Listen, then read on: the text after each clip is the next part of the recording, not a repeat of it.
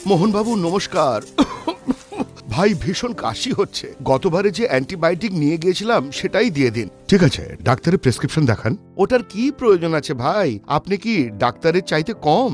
আগে একেবারেই না, আমি শুধু একজন ফার্মাসিস্ট। আর অ্যান্টিবায়োটিক্স আর এমন যে কোনো ওষুধ যার পাতাতে লাল লাইন আছে আমি ততক্ষণ আপনাকে দিতে পারবো না যতক্ষণ আপনি ডাক্তারের প্রেসক্রিপশন না দেখাচ্ছেন। কিন্তু গতবার তো প্রেসক্রিপশন দেখিয়েছিলাম। যে সমস্ত ওষুধের পাতাতে লাল লাইন আছে সেটা প্রতিবার ডাক্তারের লেখা প্রেসক্রিপশনেই পাওয়া যাবে, আর ডাক্তারের লেখা প্রেসক্রিপশনের মাত্রা থেকে বেশি পাওয়া যাবে না।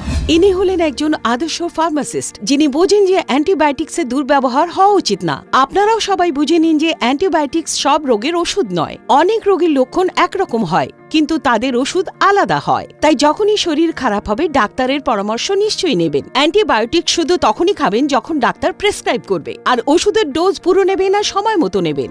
স্বাস্থ্য এবং পরিবার কল্যাণ মন্ত্রক, ভারত সরকার দ্বারা জনস্বার্থে প্রচারিত।